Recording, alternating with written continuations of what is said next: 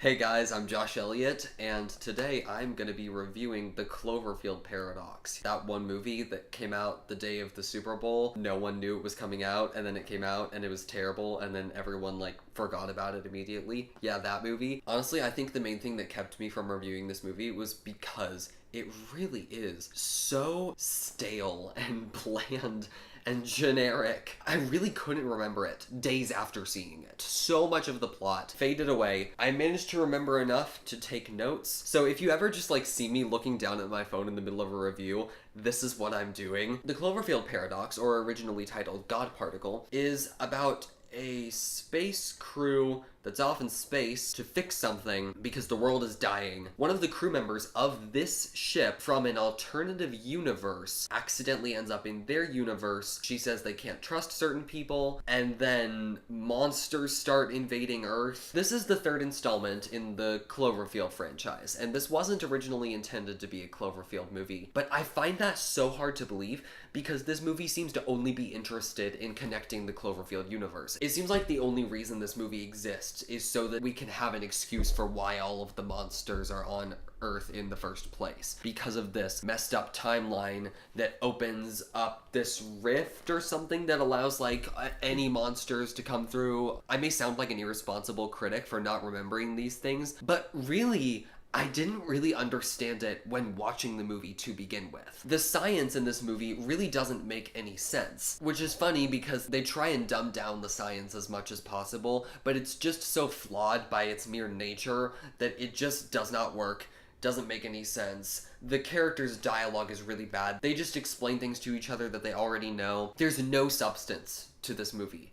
Nothing. Mbatha-Raw's character is the main character of this movie. She has perhaps the most generic backstory of any female character in any movie. Mbatha-Raw is a fantastic actress. She's one of the only good things about this movie. She manages to pull off the emotional weight as much as she can despite how overdone her storyline is. I just like Mbatha-Raw. I really feel like she's an Oscar nomination waiting to happen. I really cannot wait for her to get into bigger roles, because she's not super famous yet. She's famous, she hasn't reached celebrity status fully. She is really good in the movie. Also, the visual effects are acceptable. They're not anything special. They didn't distract, especially the very last shot. Okay, the very last shot of this movie is a lot of fun, but I was upset that the movie ended then because I thought it was finally getting good. Circling back to why this movie is so bland. This movie has 5 to 7 supporting characters. I don't remember any of their names. I barely even remember all of their faces.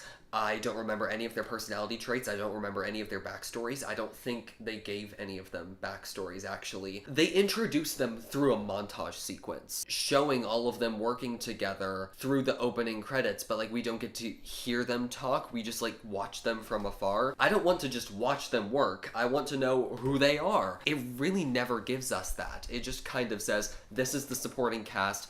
Care about them. Oh yeah, Mbatha-Raw's character also has a husband that is on Earth for a majority of the movie. He gets his own subplot, which is totally unnecessary. The whole purpose of his plot is to show what is happening on Earth while the whole spaceship stuff is happening.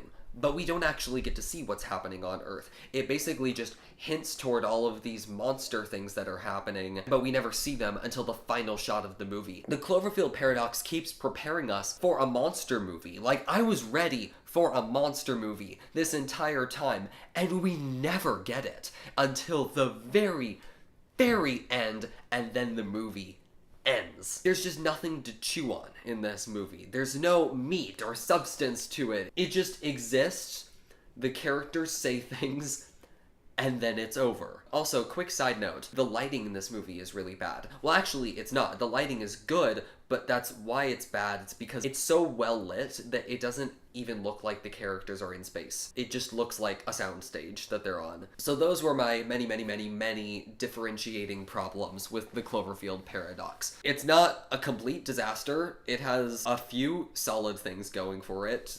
They were really smart in casting Mbatha-Raw because she can carry pretty much any story because she's amazing. But man, the Cloverfield Paradox is such a lazy, pointless waste of anyone's time.